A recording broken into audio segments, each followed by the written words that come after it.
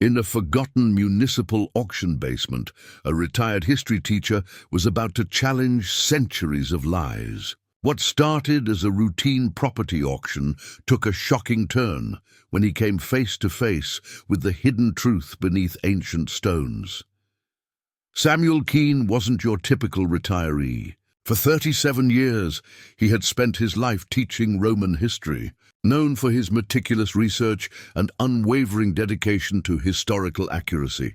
When he encountered crumbling stone blocks concealing a rectangular depression in the arena floor, he had no idea he was walking into a conspiracy that stretched back 2 millennia. Samuel's decision to pry open those ancient capstones would lead to a discovery that powerful families had killed to suppress what began as a $10 purchase of worthless ruins would become a battle for historical truth that threatened everything the descendants of Roman nobility had built their reputations upon.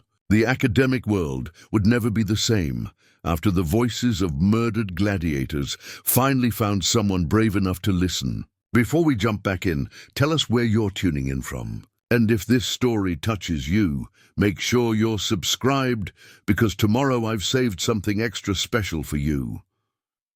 The auctioneer's voice echoed off empty chairs in the municipal building's basement. Samuel Keene counted 12 people in attendance. Most looked bored. The rest looked like they'd rather be anywhere else. Lot 47, the auctioneer droned. Ruins of the old Colosseum on Marchetti Hill. No road access. No utilities. Structural integrity questionable at best. He paused, scanning the sparse crowd. Do I hear $50?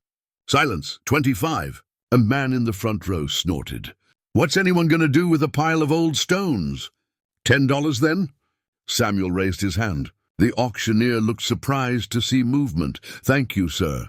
Do I hear 15? No response. The few heads that had turned toward Samuel now faced forward again, uninterested, going once. Going twice. The gavel came down with a sharp crack. Sold for $10 to bidder number 18.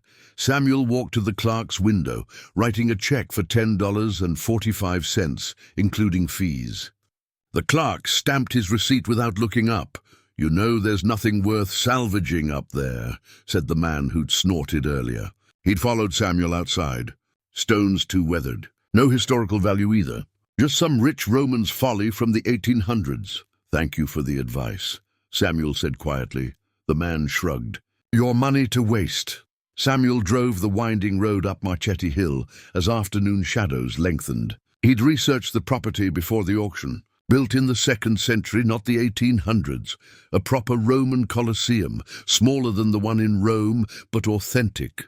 Why the town records listed it as a Victorian replica, he didn't know.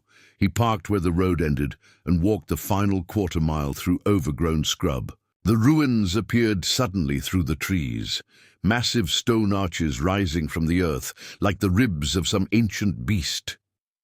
Samuel had taught Roman history for 37 years. He'd seen the Colosseum in Rome, the amphitheaters in Nimes and Arles. But standing alone before these forgotten stones, he felt something different. A weight in the air. A sense of watching. The outer wall stood partially intact, weathered limestone blocks fitted together with Roman precision. Weeds sprouted from every crack. Samuel walked through a crumbling archway into what had once been the arena floor. The space felt smaller than he'd expected, but no less imposing. Tiers of broken seating rose on 3 sides. The 4th wall had collapsed completely, spilling dressed stones across the ground like scattered teeth. Samuel knelt and brushed dirt from the arena floor. Beneath the accumulated debris, he could see the original surface. Fitted stone blocks, some cracked, others shifted by centuries of freeze and thaw.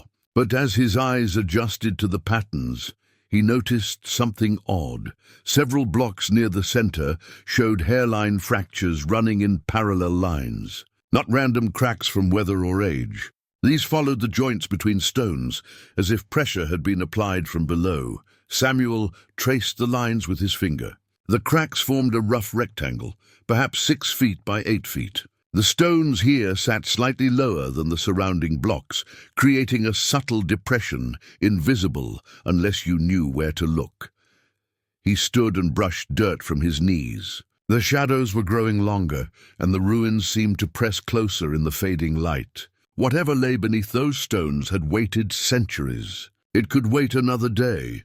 As Samuel walked back through the archway, he didn't see the fresh tire tracks in the soft earth beside the path. Didn't notice the cigarette butt stubbed out behind a fallen column. Didn't realize that someone else had been watching him explore his purchase. But the feeling of being observed followed him all the way back to his car. Samuel returned at dawn with a pry bar, flashlight, and thermos of coffee. The early morning light revealed details he'd missed the evening before. Tool marks on the stone, places where mortar had been carefully removed and reapplied. Someone had worked on these blocks, and recently, he wedged the pry bar into the widest crack and applied steady pressure. The stone shifted with a grinding sound that seemed to echo from deep below.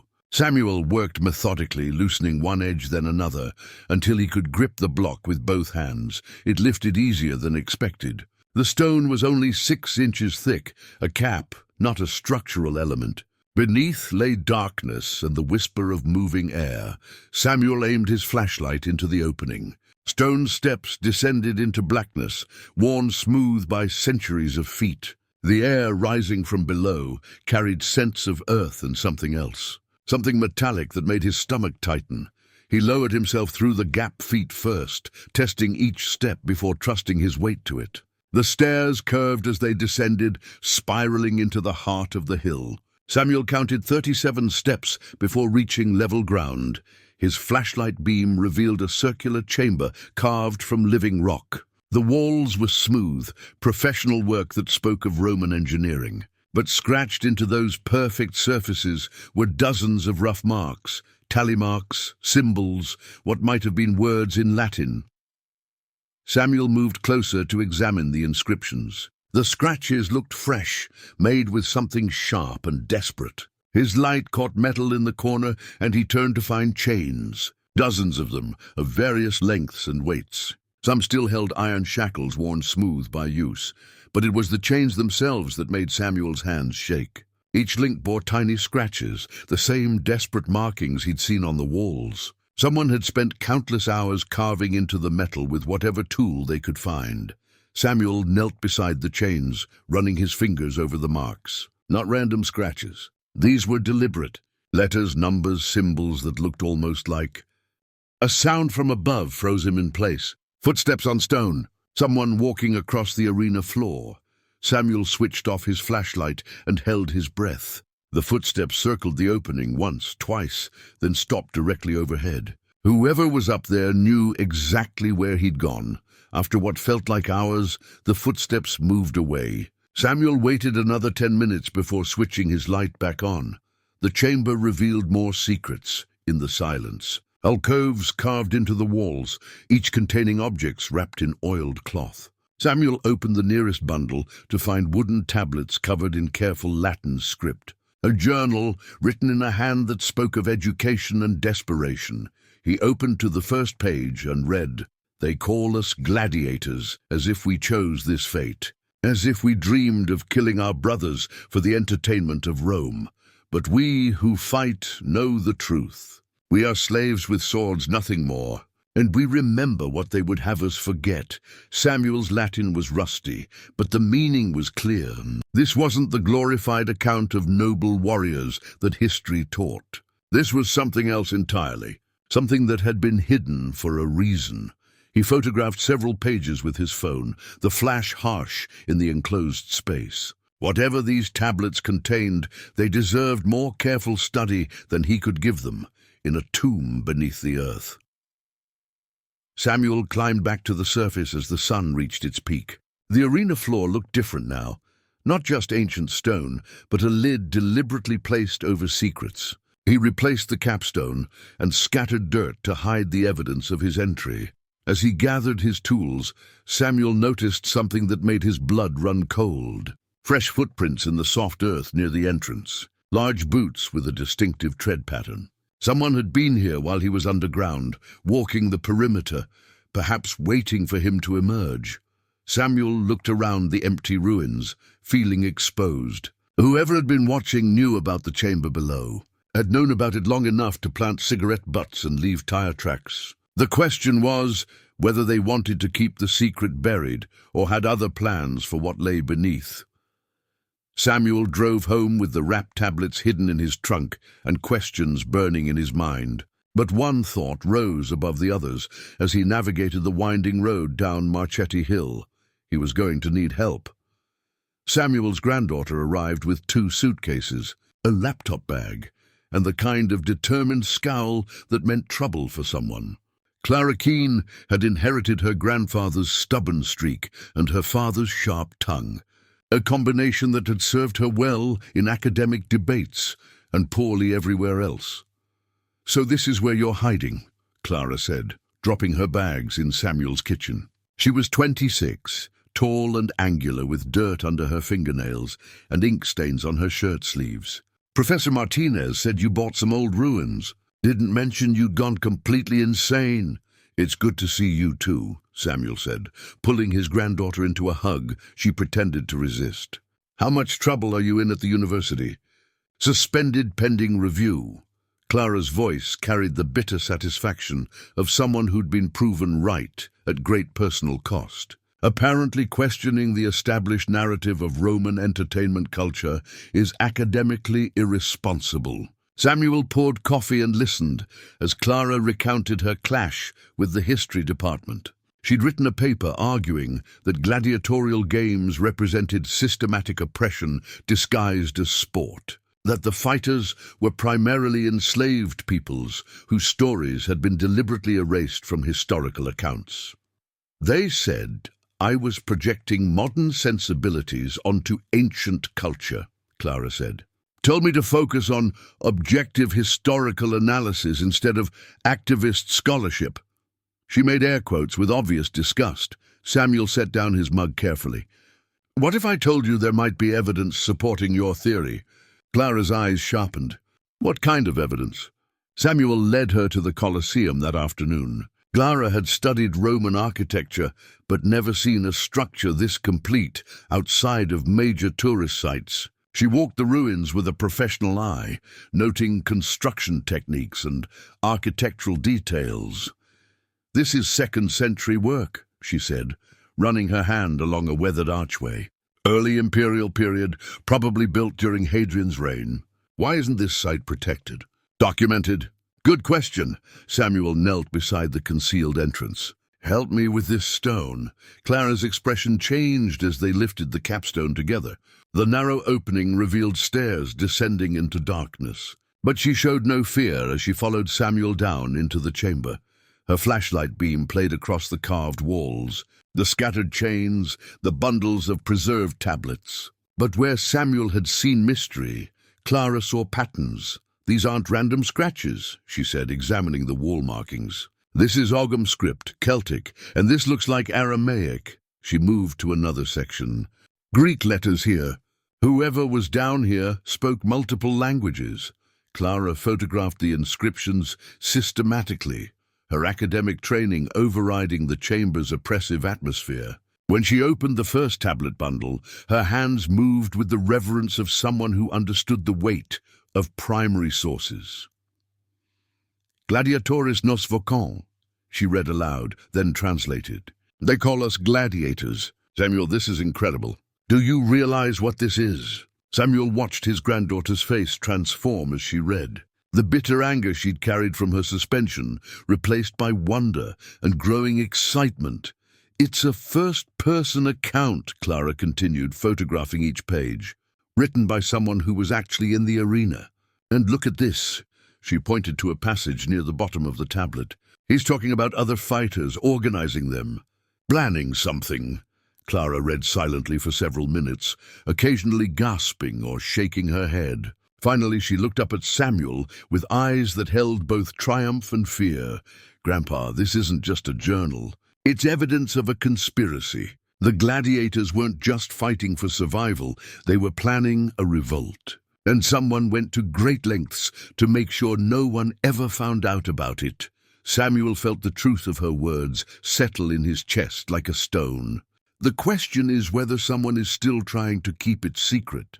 Clara's flashlight beam caught something Samuel had missed.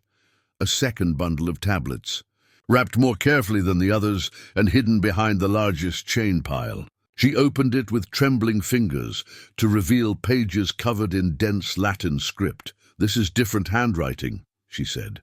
"Same person, but later. Look at the date." She pointed to Roman numerals carved at the top of the first page. This was written months after the first journal. Clara read the opening lines, and her face went pale. "Samuel, we need to get out of here now." "What does it say?" "It says they know someone has discovered the chamber.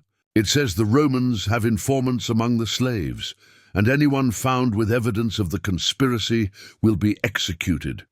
Clara's voice dropped to a whisper. "And it says they're not the first to hide their writings here. There are other caches deeper in the tunnels beneath the Colosseum." Samuel looked around the chamber with new understanding. This wasn't just a hiding place for one man's rebellion.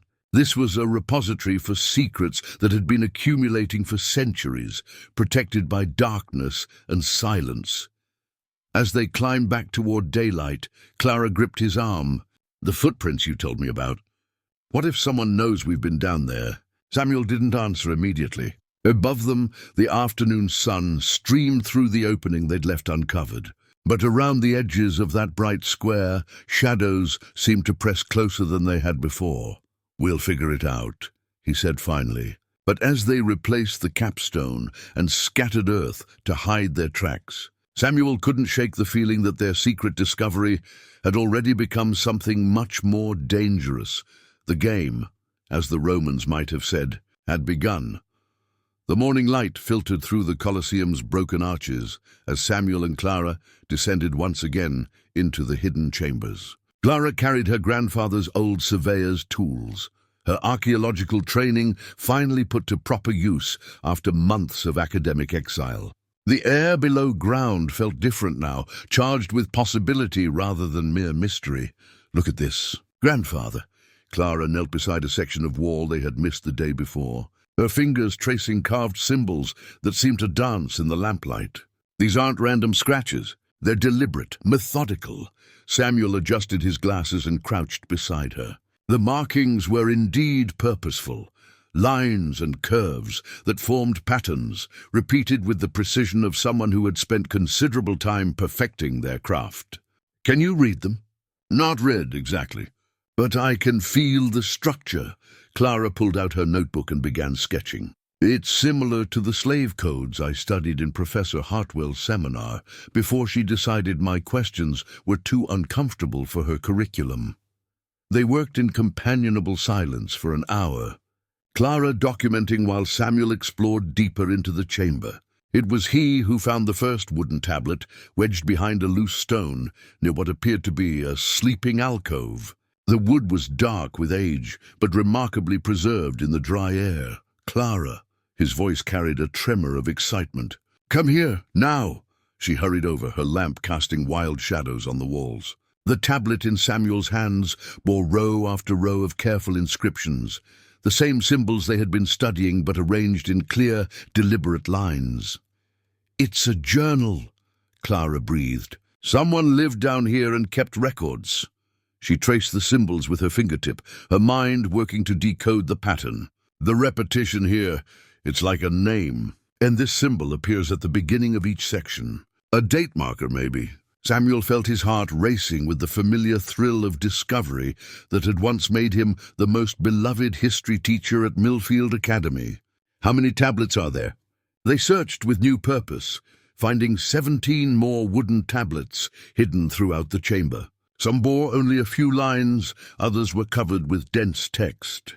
Clara worked feverishly to establish patterns, her notebook filling with translations and cross-references. By afternoon, she had broken the code. "His name was Lysander," she announced, her voice hushed with reverence. "And grandfather, what he's saying? It changes everything." Samuel sat beside her as she read from her translation notes. The words seemed to echo in the confined space, carrying across centuries of silence. Day 47 below the arena. Marcus Aurelius watches the games today, but he does not see what we have built in the darkness. Cassius has taught 3 more to read. Demetrius shares what he learned of Roman military signals.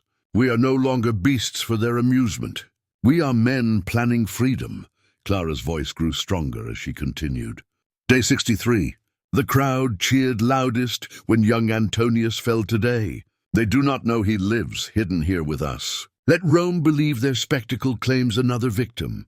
Each false death is a brother saved. Samuel felt something shift in his understanding of the place surrounding them. These weren't the quarters of defeated men waiting for death. This was a sanctuary of rebellion, a place where supposed enemies had become brothers in resistance. There's more, Clara said, turning pages in her notebook. Day 112. We have made contact with the household slaves in Valente's villa.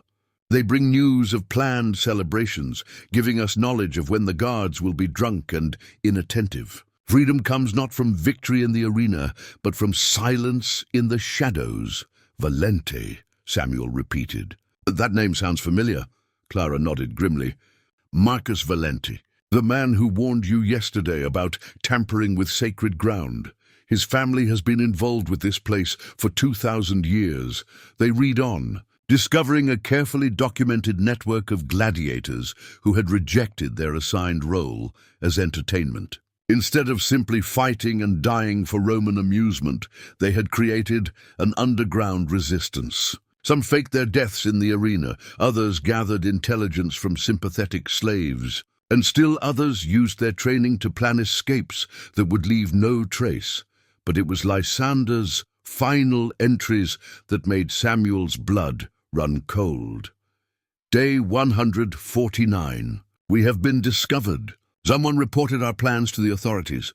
Tomorrow, soldiers come not to escort us to games, but to ensure our silence forever. I have hidden these records where I pray future generations might find them. Let them know we died not as gladiators, but as free men choosing our fate. Day 150. My final words. To whoever finds this, we were not heroes of Rome. We were its prisoners who refused to remain prisoners. Remember us not for how we died, but for how we chose to live. The chains they placed on our bodies never touched our minds. Let that truth echo when their empire is dust.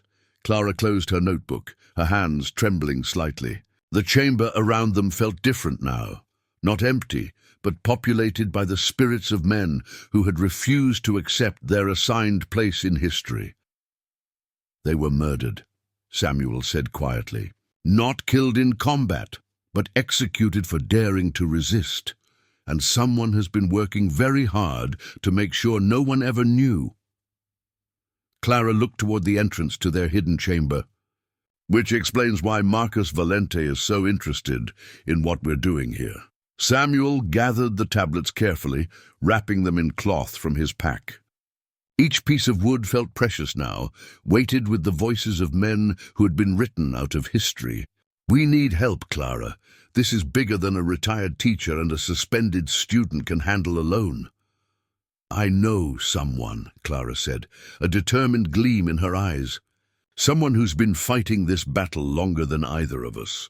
That evening, as Samuel carefully photographed each tablet by lamplight in his small cottage near the Colosseum, Clara made a phone call that would change the course of their discovery.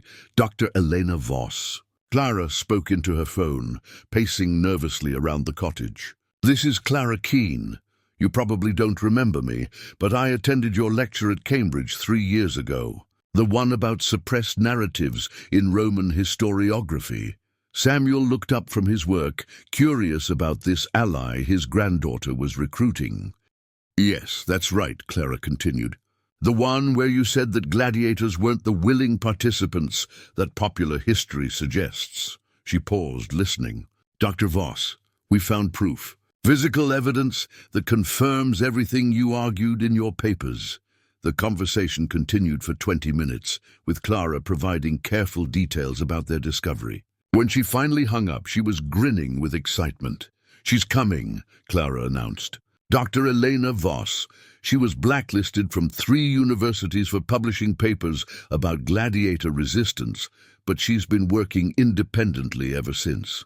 She'll be here tomorrow. Samuel nodded approvingly. Good thinking.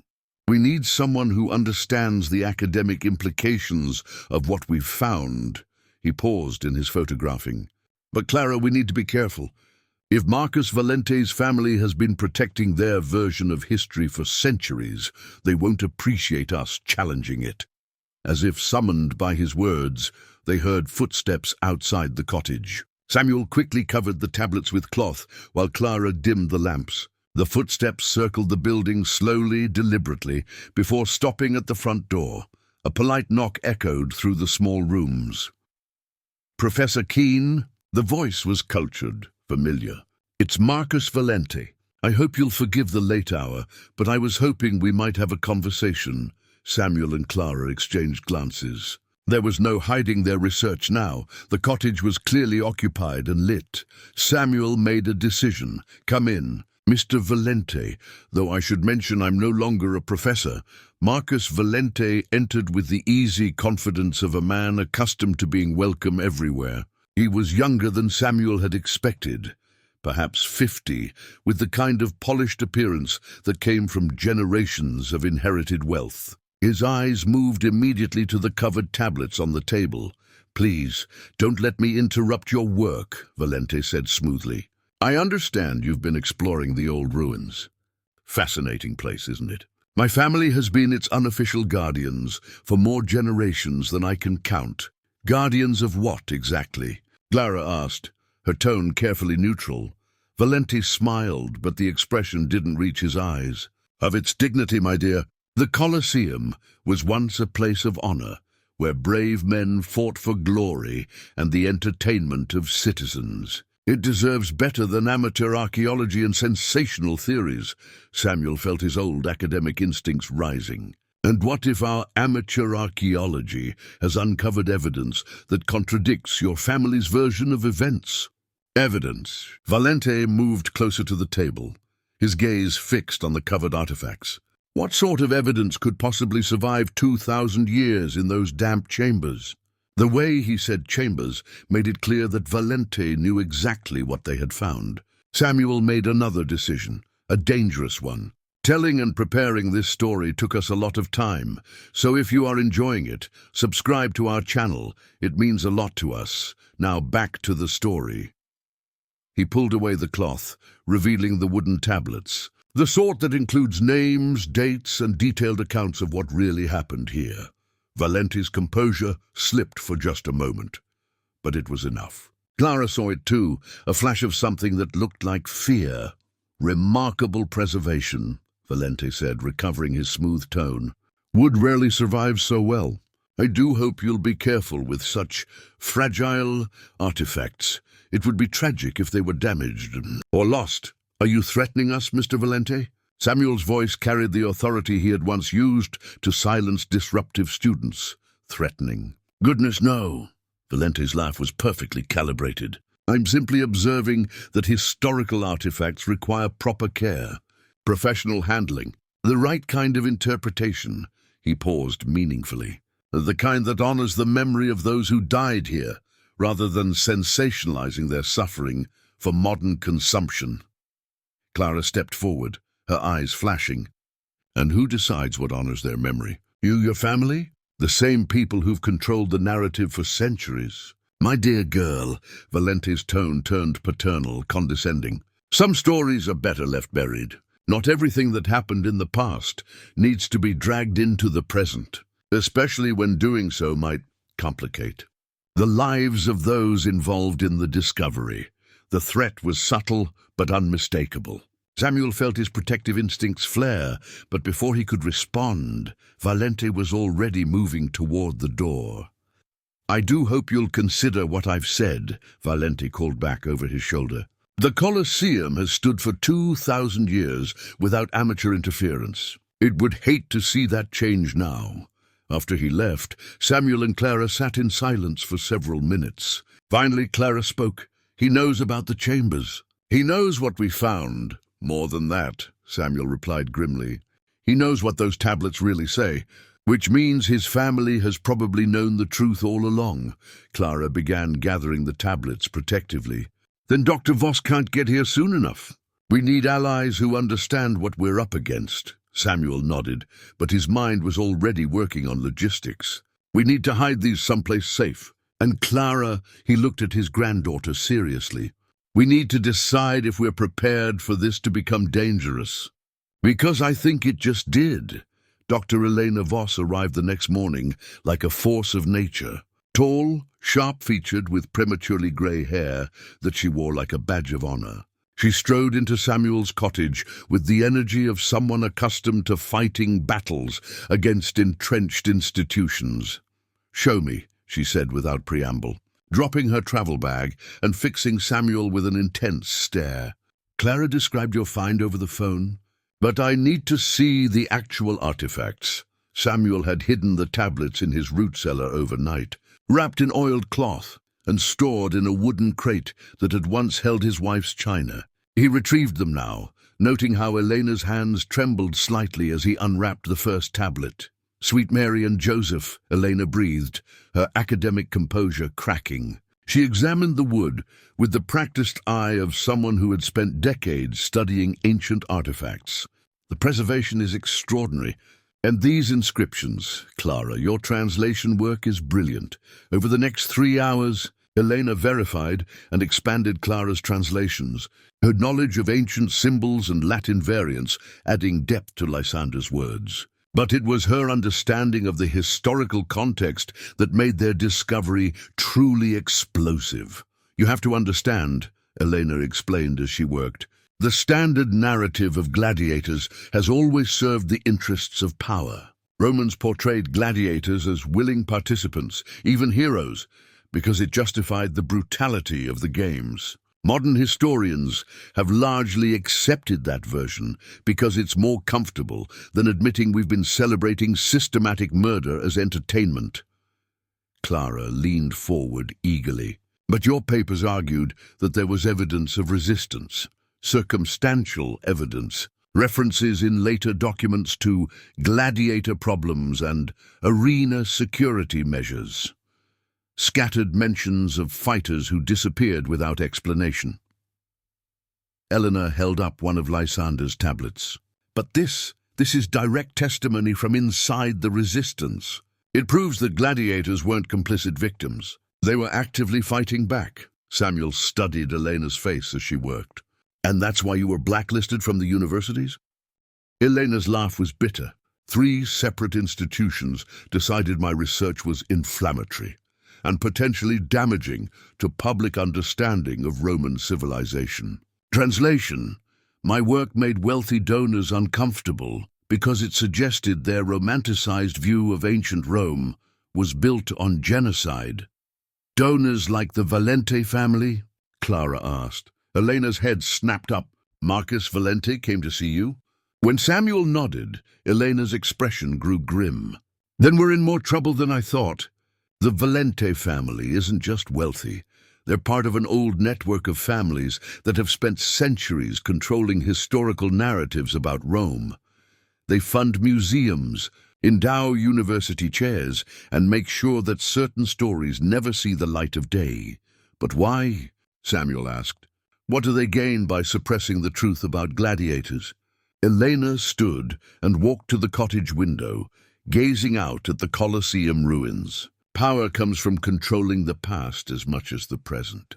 If people knew that gladiators were resistors rather than willing entertainers, it would raise uncomfortable questions about other accepted histories. About slavery, about conquest, about the way we've mythologized Roman civilization."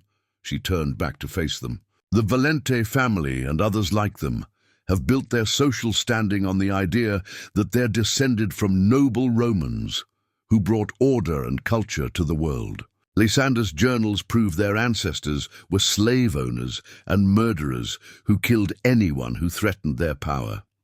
Clara was translating another tablet as Elena spoke. "Listen to this," she said, her voice tight with emotion. "Day 96. Valente's son watches from the private box today. He's barely older than some of us, yet he signals thumbs down with the casual cruelty of a child drowning kittens. These are the men who call us barbarians." The name hung in the air like an accusation. Samuel felt the weight of history pressing down on them. 2,000 years of carefully maintained lies, protected by families who had profited from suffering and then rewritten the story to make themselves heroes. "There's more," Elena said quietly. "I've been researching the Valente family for years, trying to understand why they were so invested in controlling gladiator narratives. They're not just wealthy. They're connected to a network of families across Europe that traces its lineage back to Roman nobility. They fund historical societies, own publishing houses, and have people placed in universities worldwide." Samuel felt a chill that had nothing to do with the morning air. "You're saying this is bigger than just one family protecting their reputation. I'm saying this is a coordinated effort to maintain a version of history that serves current power structures." "And Samuel," Eleanor's voice grew urgent, "they've destroyed people who've gotten too close to the truth before. Careers ruined, research suppressed, evidence mysteriously lost or damaged." Clara looked up from her translation work. "Then we need to act fast. Get these tablets authenticated, photographed and distributed before they can stop us." Elena nodded approvingly. "Smart girl. But we're going to need help. I know someone. Brother Aurelius at the monastery of St. Marcellus, about 20 miles from here. His order has been the unofficial keepers of medieval documents for centuries. If anyone has additional records about what really happened at this Colosseum, it would be him. Can we trust him?" Samuel asked. Elena's smile was grim. "Aurelius is complicated. His order took vows of secrecy centuries ago, but he's also a scholar who spent his life studying suppressed histories. I think the truth weighs on him. If we approach him correctly, he might be willing to help." Samuel looked at his granddaughter, seeing the determination in her eyes that reminded him so powerfully of her grandmother. "What do you think, Clara? Are we ready to take this to the next level?" Clara carefully wrapped the tablet she'd been working on. "Grandfather, 3 days ago I was suspended from university for asking inconvenient questions about Roman history. Today, we have proof that those questions were exactly the right ones to ask." She met his gaze steadily. "I think Lysander and his friends have been waiting 2,000 years for someone to tell their story. I'm not going to let them wait any longer." Elena gathered her notes and prepared to leave. "I'll contact Brother Aurelius and arrange a meeting. But Samuel, Clara, from this point forward, we have to assume we're being watched. The Valente family has too much invested in keeping this quiet to simply let us proceed unopposed." As Elena drove away, Samuel stood with Clara in the doorway of his cottage, looking out at the Colosseum ruins. The ancient stones seemed different now, not just remnants of a distant past, but witnesses to a struggle that was still being fought. "Are you scared, grandfather?" Clara asked quietly. Samuel considered the question seriously. "Terrified," he admitted, "but also more alive than I've felt in years. Your grandmother always said that the most important battles are the ones where you're fighting for people who can't fight for themselves anymore." Clara slipped her hand into his. "Then let's go fight for Lysander and his friends. They've been silent long enough." The monastery of St. Marcellus sat like a weathered crown atop a hill overlooking the valley, its ancient stones the color of dried blood in the morning light. Samuel drove the winding road with Elena beside him and Clara in the back seat, all three silent with the weight of what they hoped to accomplish. Brother Aurelius met them at the monastery gate, a man whose age seemed impossible to determine. His face bore the deep lines of someone who had spent decades wrestling with difficult truths, but his eyes held the sharp intelligence of a scholar still hungry for knowledge. "Dr. Voss," he said, his voice carrying the measured cadence of someone accustomed to choosing words carefully. "It has been too long since your last visit, Brother Aurelius." Elena's greeting was respectful but urgent. "These are the people I told you about. Samuel and Clara Keene." Aurelius studied them with the penetrating gaze of someone trained to read souls as well as manuscripts. "You have found something at the old Colosseum. Something that troubles you more than troubles us," Samuel replied. "Something that changes everything we thought we knew about what happened there." The monk nodded slowly. "Come, there are things we must discuss away from curious ears." He led them through corridors lined with frescoes depicting saints and martyrs, their painted eyes seeming to follow the small procession. The library was a vast chamber with vaulted ceilings that disappeared into shadow, its walls lined with manuscripts that represented centuries of preserved knowledge. My order has been the keeper of documents that other institutions deemed problematic, Aurelius began, gesturing for them to sit at a heavy wooden table. We have preserved records that challenge official histories, testimonies that contradict accepted narratives, evidence that powerful families preferred to forget. Clara leaned forward eagerly. Including records about the Colosseum? Aurelius was quiet for a long moment, his internal struggle visible on his weathered features. For 800 years, my brothers and I have kept certain documents sealed. We swore oaths to protect them from those who would use them for political gain or personal vendettas. Elena spoke carefully. But brother, what if those documents could give voice to people who were silenced? What if keeping them hidden serves the very oppression they originally testified against? That, Aurelius said heavily, is the question that has haunted me for 30 years. Samuel sensed the monk's moral conflict and chose his words with the precision of an experienced teacher. Brother Aurelius, we've found the personal journals of a gladiator named Lysander. His words describe a resistance movement, men who refused to accept their role as entertainment for Roman crowds. But more than that, they describe their murder by authorities who discovered their rebellion. Aurelius closed his eyes, as if in pain. Lysander of Thrace. Yes, we have records of him.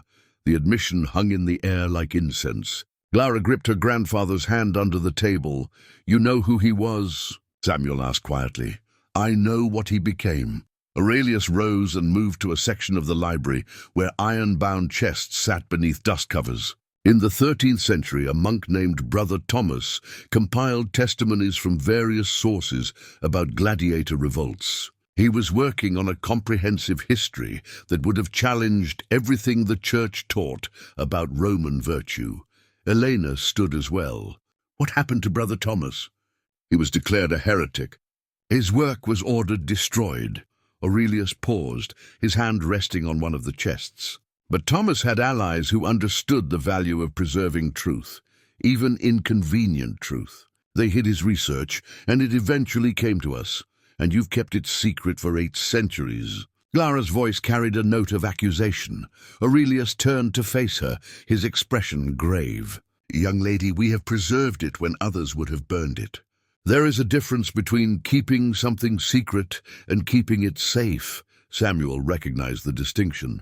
But now circumstances have changed. We have original sources that confirm Brother Thomas's research. Indeed. Aurelius unlocked one of the chests with a key he wore around his neck. And the families that Brother Thomas implicated in the suppression of gladiator revolts are still powerful today. He withdrew a leather portfolio bound with ribbons that had faded to the color of old blood. Inside were parchments covered in medieval Latin script, accompanied by what appeared to be transcripts of earlier documents. Thomas interviewed descendants of gladiators who survived the purges, Aurelius explained as he carefully turned pages. He also found records in villa archives, documents that the Roman families thought they had destroyed. Elena translated as Aurelius read, In the year of our Lord 1287, I, Brother Thomas of Aquino, do set down these testimonies given to me by those whose grandfathers knew the truth of what transpired at the Colosseum of Marcus Valentius. Let it be known that the gladiators who died there were not willing entertainers, but prisoners who chose rebellion over submission. Valentius, Samuel repeated. The ancestor of Marcus Valente, the same family, Aurelius confirmed. And Thomas documented their role in the massacre that ended the gladiator resistance. According to his sources, over 200 men were killed in the underground chambers, not in combat, but as executions. Clara felt sick. 200? The official record claimed they died of plague, Aurelius continued. But Thomas found testimony from a Roman soldier who described the slaughter. Men killed as they slept, others tortured for information about supporters outside the Colosseum. The monk turned to another section of Thomas's work. Here, he recorded the names of Roman families who participated in the cover-up, who benefited from the continued myth of willing gladiators. The Valentes, the Cisones, the Marios. Many of their descendants are still influential today. Eleanor was photographing pages with her phone, working quickly. This is extraordinary, brother. This proves that the suppression of gladiator resistance wasn't accidental. It was a coordinated effort by Roman elites to maintain control over the narrative. And it explains why Marcus Valente is so determined to keep us quiet, Samuel added. His family's reputation, their entire social identity, depends on people believing their ancestors were noble Romans rather than murderers.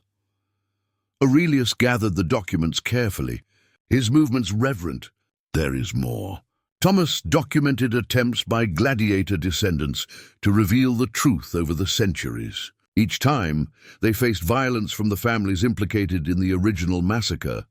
Violence, Clara asked. Mysterious accidents, disappearances. In the 14th century, a man named Pietro, who claimed to be descended from one of the escaped gladiators, tried to publish a pamphlet about the Colosseum. He was found dead in the river 3 days later. The implications settled over them like a shroud. Samuel felt the weight of centuries of suppressed truth, and for the first time fully understood the danger they faced. "Brother Aurelius," he said formally, "we need your help. Not just your documents, but your testimony. We're going to make this public, and we'll need evidence that this suppression has been ongoing for centuries." Aurelius was quiet for a long time, staring at the manuscripts before him. When he finally spoke, his voice carried the weight of a decision that would define the rest of his life.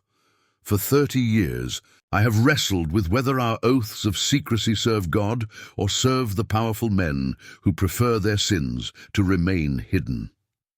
He looked up at them, and Samuel saw something new in his eyes, resolution. "I believe God calls us to give voice to the voiceless, even when it costs us everything. You'll help us." Elena asked, "I will provide you with copies of Brother Thomas's work. I will testify to its authenticity, and I will pray that we have the courage to see this through to whatever end awaits us." As they prepared to leave, Aurelius pulled Samuel aside. "Mr. Keene, you should know that Marcus Valente contacted me yesterday.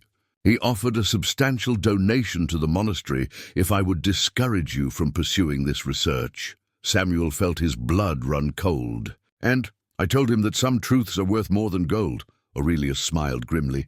"But I also told him that I am an old man with little left to lose. You have a granddaughter to protect. Be careful." They returned to Samuel's cottage as evening fell, their arms full of photocopied documents and their minds spinning with the implications of what they had learned. Elena immediately began cross-referencing Brother Thomas's medieval accounts with Lysander's original journals, building a comprehensive timeline of the gladiator resistance and its violent suppression. Clara worked on digitizing everything, creating multiple backup copies and preparing materials for publication. "We need to get this to journalists, academics, anyone who can help amplify the truth," she said as she uploaded files to secure cloud storage. Samuel stood watch at the window, a growing unease settling in his chest.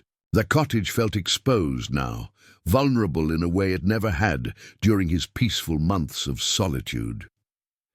"Elena," he said without turning from the window, "how quickly can we get this published? I have the feeling our time is running out."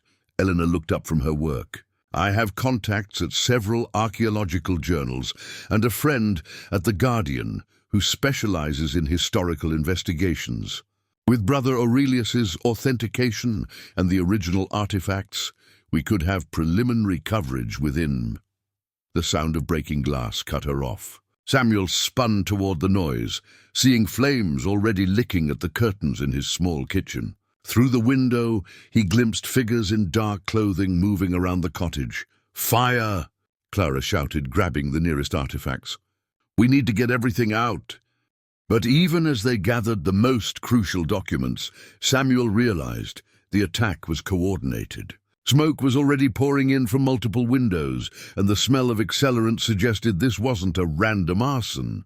"The root cellar," Samuel shouted over the growing roar of flames. "There's an outside entrance."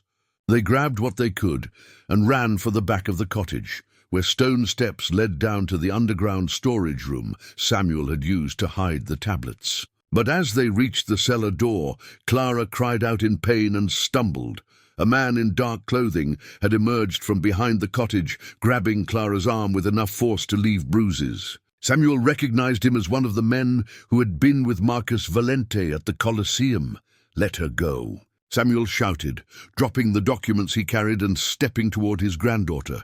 "The old man wants his property back," the attacker said, his accent suggesting Eastern European origins.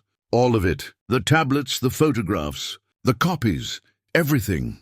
Elena had circled around behind the man while he focused on Samuel and Clara.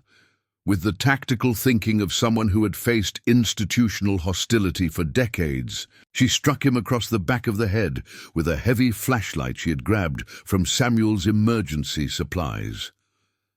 The man stumbled but didn't fall, turning toward Elena with murderous intent. Clara broke free and ran toward the Colosseum ruins, instinctively seeking shelter in the place where their discovery had begun. "Clara, no!" Samuel called after her, but she was already disappearing into the darkness beyond the cottage. Elena helped Samuel gather the scattered documents as the cottage flames grew higher behind them.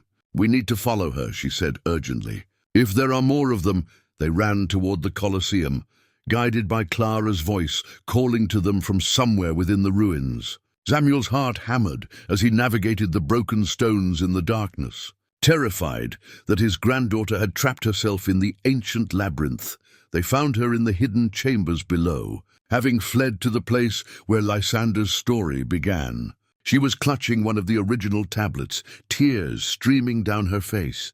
"I couldn't leave them," she sobbed. "After everything we learned today, I couldn't let them burn Lysander's words." Samuel knelt beside her, pulling her into a protective embrace. Above them, they could hear footsteps and voices as their attackers searched the ruins. Selena was examining the chamber by lamplight. "There has to be another way out," she whispered. "These underground areas usually connected to other parts of the complex." Clara wiped her eyes and pointed to a section of wall that looked different from the others. Lysander wrote about escape routes. They had to have ways to move unseen. Working together, they found loose stones that concealed a narrow passage leading deeper into the Colosseum's foundation. The tunnel was barely wide enough for a person to crawl through, but it represented their only hope of avoiding capture. "Where does it go?" Samuel asked. "Only one way to find out," Elena replied grimly. They crawled through claustrophobic darkness for what felt like hours, but was probably only minutes, following a passage that angled upward and eventually emerged in a section of the Colosseum they had never explored. They found themselves in what had once been storage areas beneath the arena floor, surrounded by the massive stone foundations that had supported the gladiatorial games. But more importantly, they were directly beneath the area where Clara had found Lysander's most significant writings. And there, hidden behind a collapsed section of wall, they discovered something that made all their previous finds seem preliminary. "Sweet Mother of God," Elena breathed. Behind the fallen stones lay an entire archive, not just tablets, but scrolls, metal plates, even primitive books bound in leather. Hundreds of documents, all bearing the symbols of the gladiator resistance. Clara's lamp illuminated inscriptions that covered every surface. Names, dates, detailed plans, and most remarkably, records of successful escapes. This wasn't just the story of a failed rebellion. It was evidence of an organized network that had operated for decades, helping enslaved gladiators find freedom throughout the Roman Empire. "This is what they were really trying to hide," Samuel said, his voice filled with awe. "Not just the story of men who resisted, but proof that the resistance succeeded, that it spread beyond this Colosseum to other arenas." Elena was already photographing frantically. This rewrites everything we know about gladiator culture. It proves that organized resistance was happening across the empire, that gladiators were sharing information and coordinating escapes. But their discovery was interrupted by the sound of footsteps above. The pursuers had found the entrance to the underground chambers. "We need Lysander's final journal," Clara said urgently. "The one he hid before they killed him. If we're going to expose this, we need his complete testimony." Samuel looked at his granddaughter, seeing in her face the same determination that had driven her grandmother to fight for justice, even when it cost her everything. "Where, Clara? Where would he have hidden something he wanted to survive forever?" Clara studied the chamber around them, thinking like the desperate man Lysander had been in his final days. Somewhere they wouldn't think to look. Somewhere that seemed worthless but was actually precious. She moved to a section of wall covered with what appeared to be meaningless scratches, the kind of marks prisoners made to count days or simply to leave some trace of their existence. But as she examined them more closely, Clara realized the scratches followed a pattern. "It's here," she whispered. Hidden in plain sight, working with desperate efficiency, she found the loose stone that Lysander had marked with almost invisible symbols. Behind it lay a leather pouch containing not just his final journal, but something even more precious, a complete list of names, gladiators who had escaped, Roman citizens who had helped them, and most damning of all, a record of which Roman families had participated in the massacre when the resistance was discovered. The Valente family name appeared 17 times. As footsteps grew closer above them, Samuel made the most important decision of his life. "Elena, take the photographs and get to Brother Aurelius. Clara and I will create a distraction and meet you there tomorrow." "Grandfather, no." "Clara, listen to me." Samuel's voice carried the authority of a man who had spent his life protecting young people. "Someone has to survive to tell this story. Someone has to make sure Lysander's voice is finally heard." Elena grabbed the most crucial documents and prepared to leave through the hidden passage. "Samuel, be careful. These men aren't just trying to scare you anymore." As Eleanor disappeared into the darkness, Samuel and Clara heard their pursuers entering the chamber above. Clara gripped Lysander's final journal, feeling the weight of 2,000 years of suppressed truth in her hands. "Ready, grandfather?" Samuel looked around the chamber one last time, imagining Lysander and his fellow gladiators planning their resistance in this very place. "Let's go give them a fight worthy of the men who came before us." Dawn broke over the monastery of St. Marcellus as Samuel and Clara arrived. Exhausted and carrying only the few artifacts they had managed to salvage from the night's chaos. Elena met them at the gate, her face etched with concern and determination. "Brother Aurelius has been expecting you," she said, leading them quickly through the corridors. "He's prepared a secure room where we can work." They found the monk in the library, surrounded by photocopies of medieval documents and modern printouts of Clara's translations. His weathered hands moved between ancient parchments and contemporary photographs, with the practiced ease of a scholar who saw no real distinction between past and present truth. "The attacks last night confirm what we suspected," Aurelius said without preamble. "The Valente family and their allies are willing to use violence to protect their version of history." Samuel slumped into a chair, feeling every one of his 73 years. "They burned my cottage. Everything I owned except what we managed to save." Clara placed Lysander's final journal on the table with reverent care. "But we found this, his last testament and a complete record of Roman families who participated in the massacre." Elena examined the journal eagerly, her expertise allowing her to quickly grasp its significance. "This is extraordinary. Lysander documented not just the resistance, but the network of Roman citizens who helped gladiators escape, and the families who profited from their capture and execution, including detailed records of payments made to Marcus Valentius for information about gladiator escape routes," Clara added, her voice tight with anger. "The Valente family. didn't just participate in the massacre, they were paid informants who betrayed gladiators to their deaths. Brother Aurelius studied the young woman with the careful attention he usually reserved for illuminated manuscripts. "And what do you propose we do with this knowledge, child?" Clara's response came without hesitation. "We publish everything. Every name, every detail, every piece of evidence. We make it impossible for them to suppress the truth any longer." Samuel felt a surge of pride in his granddaughter, but also a terrible fear for her safety. "Clara, we need to think about this carefully. These people have already shown they're willing to use violence. If we don't go public, then Lysander and his friends died for nothing," Clara interrupted, her eyes flashing.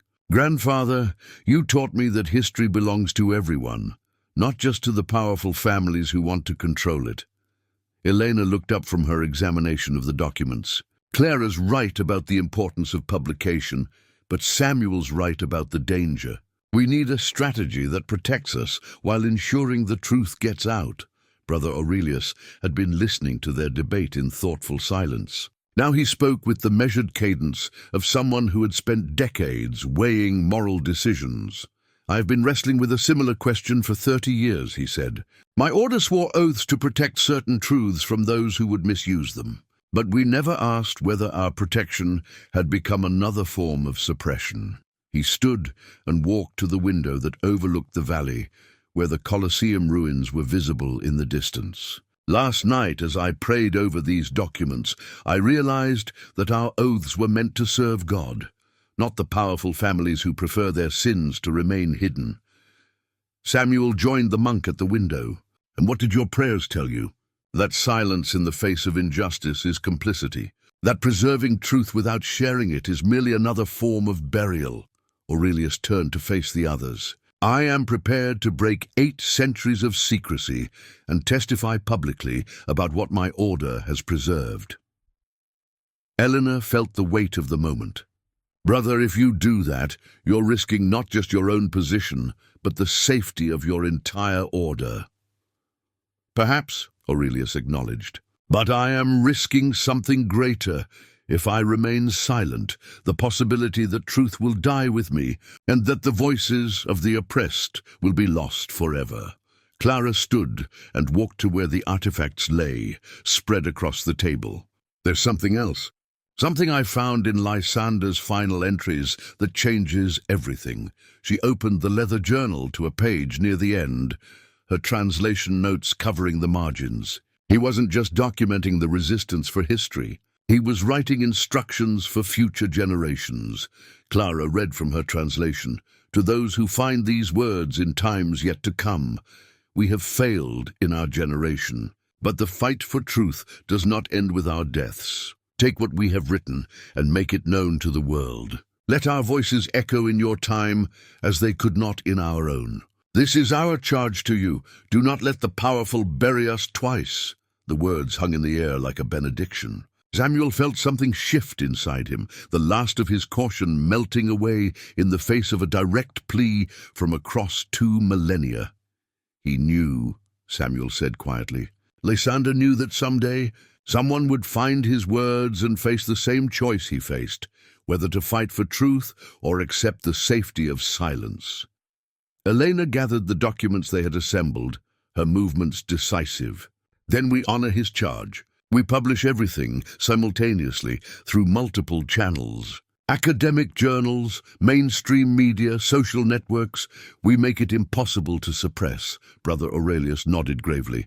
"I will contact the Vatican archives and several international historical societies. If this information comes from established institutions simultaneously, it will be much harder to discredit or suppress." Clara looked at her grandfather, seeing the internal struggle in his weathered features. "Grandfather, I know you're afraid for me, but I'm more afraid of living in a world where powerful people can murder innocents and then control history to make themselves heroes." Samuel studied his granddaughter's face, seeing in her the same fierce integrity that had made her grandmother a formidable advocate for justice. "Your grandmother would be proud of you," he said finally. And she would tell me that the greatest danger isn't in fighting for truth, it's in teaching a young person that truth isn't worth fighting for. He turned to the others. We do this. We publish everything, and we let the world decide whether Lysander's words deserve to be heard. As if summoned by their decision, footsteps echoed in the corridor outside. Brother Aurelius moved to the door and listened carefully before opening it to reveal Marcus Valente, flanked by two men in expensive suits.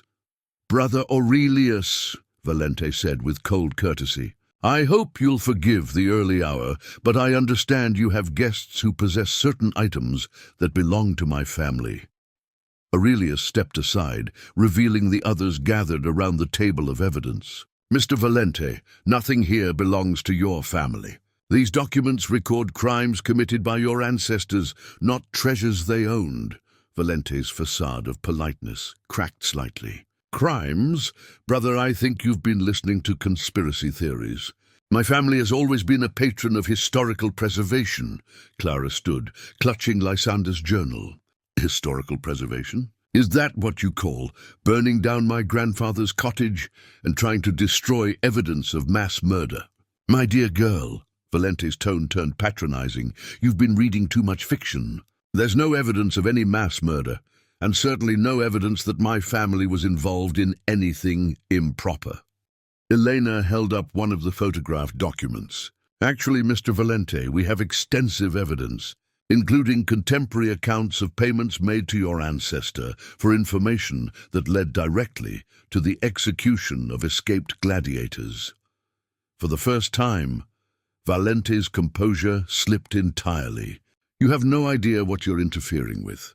My family has protected the dignity of Roman history for 2,000 years. These fantasies you're peddling will destroy reputations, damage institutions, cause chaos for no purpose." Samuel stepped forward, his teacher's instincts recognizing the tactic of a bully caught in wrongdoing. "The only thing being destroyed here is a lie that your family has maintained through violence and intimidation.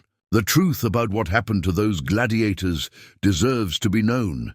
Valente looked around the room, his gaze settling on each person in turn.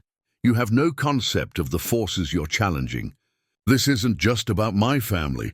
There are institutions, governments, academic hierarchies that depend on maintaining certain narratives about the past." "Then perhaps," Brother Aurelius said quietly, "it's time for those institutions to confront the truth about the injustices they've helped to perpetuate."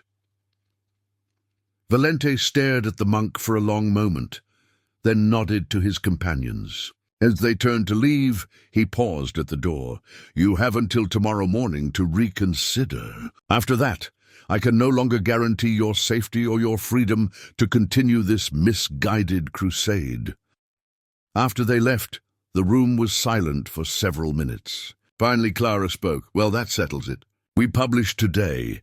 Elena was already on her phone, contacting journalists and academics across Europe. "I'll coordinate the releases to happen simultaneously at noon. Multiple languages, multiple platforms." Brother Aurelius gathered the medieval documents. "I will prepare a formal statement from the monastery, authenticating our preserved records and explaining why we are breaking our traditional silence." Samuel looked around at his allies. A disgraced academic, a suspended student, and an elderly monk, and realized they were about to challenge one of history's most enduring lies, with nothing but truth as their weapon. "Lysander," he said quietly, addressing the long-dead gladiator whose words had started their journey, "we hear you, and the world is about to hear you too." 6 months later, Samuel stood in the center of the Colosseum ruins as the morning sun cast long shadows through the ancient arches. The place felt different now. No longer a tomb of forgotten voices, but a monument to truth finally spoken. The world had listened. Elena's coordinated release had worked perfectly. By noon on that decisive day, Lysander's journals were being discussed in universities across 3 continents. The Guardian's front-page story ran alongside Brother Aurelius's authenticated medieval documents. While archaeological journals published Clara's translations with unprecedented speed, Marcus Valente had tried to fight back, hiring lawyers and public relations firms to discredit their findings. But the evidence was overwhelming, and more importantly, it had inspired others. Historians in Germany came forward with suppressed documents about Roman oppression in Germanic territories. Archaeologists in North Africa revealed findings about gladiator resistance movements they had been pressured to ignore. A network of scholars who had been intimidated into silence for decades suddenly found their voices. The Valente family's reputation crumbled within weeks. Marcus himself faced criminal charges for the arson attack, though his expensive lawyers would likely keep him from serious consequences. But his social standing, built on centuries of carefully maintained lies, was destroyed forever. Clara had been not only reinstated at university, but offered her choice of doctoral programs. She stood beside Samuel now, her hair blowing in the wind that moved constantly through the ruins. "I still can't believe it worked," she said, her voice carrying a note of wonder. "After all these centuries, people actually listened." Elena emerged from the entrance to the underground chambers, carrying a new set of artifacts that continued to surface as excavation proceeded under proper academic oversight. "The resistance was even larger than we imagined," she announced. "We found evidence of coordinated gladiator networks operating in 12 different cities across the empire." Brother Aurelius approached slowly, his age seeming to have caught up with him since breaking his order's ancient oath of silence. But his eyes held a peace that had been absent before. "The Vatican has agreed to open its sealed archives about Roman persecution of early resistance movements," he said. "Your discovery has created ripples that extend far beyond gladiators." Samuel walked to the spot where Clara had first found Lysander's journal, now marked with a simple bronze plaque that bore an inscription in both Latin and English. "Here lie the voices of those who chose resistance over submission. May they never be silenced again." The plaque had been funded by donations from around the world, from people who understood that the fight for historical truth was ultimately a fight for justice itself. "Do you think he knows?" Clara asked quietly. "Do you think Lysander somehow knows that his words finally reached the world?" Samuel considered the question as he looked around the Colosseum, now bustling with legitimate archaeologists and historians documenting the site properly for the first time in centuries. Tourists came not just to see ancient stones, but to learn about the men who had refused to accept their assigned place in history. "I think," Samuel said finally, "that truth has a way of echoing across time. Lysander wrote those words believing that someday someone would find them and choose courage over comfort. In that sense, he's been speaking to us across 2,000 years, waiting for us to be ready to listen." Elena joined them at the plaque, her scarred academic career now restored and enhanced by the discovery. "There's something poetic about it," she mused. "The powerful families thought they could control history by controlling the narrative. But they couldn't control the stones themselves, or the voices hidden within them." Clara knelt and placed her hand on the ground where Lysander's chamber lay beneath their feet. "Thank you," she whispered, addressing the long-dead gladiator who had changed her life. "Thank you for trusting us with your truth." As the afternoon sun began its descent toward the horizon, painting the ancient stones in shades of gold and amber, Samuel felt a profound sense of completion. He had come to the Colosseum seeking solitude and found instead a purpose greater than any he had known as a teacher. The voices of the forgotten were silent no more. They echoed now in classrooms and conference halls, in books and documentaries, in the minds of people who understood that the past belonged to everyone, not just to those with the power to shape its telling. Samuel smiled as he watched his granddaughter sketching the ruins, already planning her next research project. The fight for truth was never finished, but today, in this place where brave men had once planned their resistance, justice had finally found its voice. Lysander's rebellion, 2,000 years in the making, was complete, Up next, we have two more incredible stories that are waiting for you. Just click the image you want to watch, and it will take you there. If you enjoyed this video, make sure to subscribe. It would mean a lot.